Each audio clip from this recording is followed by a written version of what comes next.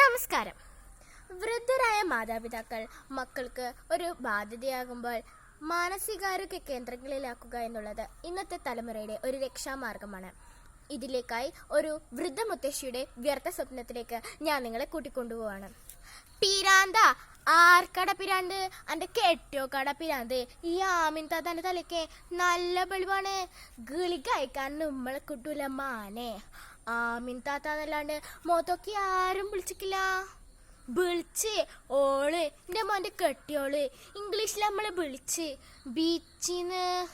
ആദ്യം നമുക്ക് അർത്ഥമൊന്നും പിടിയിട്ടില്ല. പക്ഷെങ്കിലോളം മോറ് കണ്ടപ്പോൾ തോന്നി എന്താ തോന്നിയ സാധനം പുറത്തിട്ടൊന്ന് കൊടുത്ത്. അതിന് നമ്മൾ ഈ പിരാന്തന്മാരിടക്ക് കൊണ്ട് നാട്ടിയിരിക്കണ. അല്ല നാരായണമ്മേ, ഈ ബീച്ചിന്നൊക്കെ പറഞ്ഞ എന്തെന്നാ എനിക്കറിയില്ല. ഇംഗ്ലീഷൊക്കെ ഇത്തിരി കഷ്ടിയാണേ. മലയാളം തന്നെ എനിക്ക് പോരാ.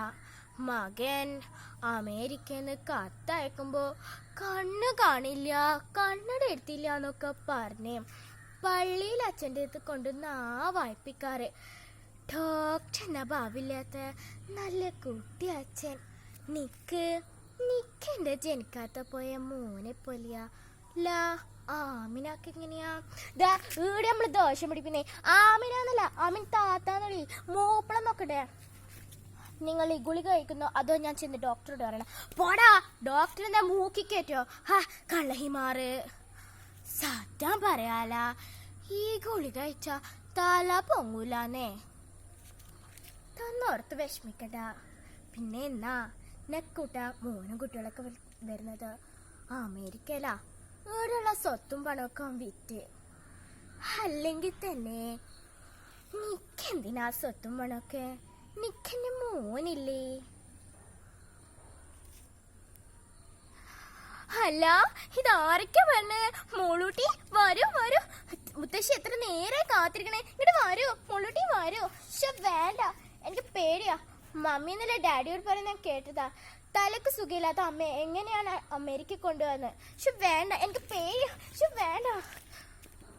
എന്താടാ എന്താടാ ഈ പെഞ്ചുകുഞ്ഞിന്റെ മനസ്സ് ഇങ്ങനൊക്കെ വിഷം കുത്തി വെക്കുന്നത്? അതിന് മാത്രം എന്ത് തെറ്റാ ഞാൻ ചെയ്തത്? നീ എന്നെ കൊണ്ടുപോയിക്കില്ലെങ്കിൽ കുഴപ്പമില്ല. വല്ല ഗുരുവായിലോ ക്ഷേത്ര നടയിലോ കൊണ്ടാക്കിയ ഭിക്ഷ തെണ്ടിയായി നടക്കായിരുന്നു. എനിക്ക് ഭ്രാന്തില്ല. ഡോക്ടർ ആയിരുന്നു, ലോഹയുടെ മനുഷ്യൻ അദ്ദേഹം. ചോദിക്കടാ, അദ്ദേഹം കള്ളം പറയില്ല. ചോദിക്കടാ. ഡോക്ടർ, അമ്മ എന്താ എവിടെ കണ്ട് വയലന്റ് ആവുന്നത്? സോറി, ഈ അവസ്ഥയിൽ അമ്മയെ അമേരിക്ക കൊണ്ടുപോകാൻ എനിക്കല്പം ബുദ്ധിമുട്ടുണ്ട്. എത്ര പണം വേണമെന്നും ഞാൻ ചെലവഴിക്കാം. അമ്മയുടെ അസുഖം ഒന്ന് മാറിക്കിട്ടിയാൽ മതിയായിരുന്നു. മിസ്റ്റർ വാസുദേവൻ, നിങ്ങളുടെ അമ്മയ്ക്ക് ഇപ്പോഴെന്നല്ല ഒരിക്കലെങ്കിലും മാനസിക രോഗമുള്ളതായി ഞങ്ങൾക്കാർക്കും തോന്നിയിട്ടില്ല. മാനസികാരോഗ്യ കേന്ദ്രം ഒരു ബാധ്യത ഒഴിപ്പിക്കേണ്ട സ്ഥലമായി ഞങ്ങൾക്കാർക്കും അറിയില്ല. പ്ലീസ് ഈ അമ്മയോട് അല്പം ദയ കാണിക്കുക. വേണ്ട, 10 മാസം ഞാൻ ചുമന്ന് നടന്നവന്റെ കൂടെ എനിക്ക് പോവണ്ട. എത്രയോ തവണ ഞാൻ കുട്ടിയുടെ മുഖത്തോക്കി അച്ഛന്ന് വിളിച്ചിട്ടുണ്ട്. ഒരു തവണ എൻ്റെ മോനെന്ന് വിളിച്ചോട്ടെ. അമിൻ താത്ത, എനിക്ക് നിങ്ങളെ കൂടെ ജീവിച്ചാൽ മതി. എനിക്ക് ഭ്രാന്തില്ല. നന്ദി, നമസ്കാരം.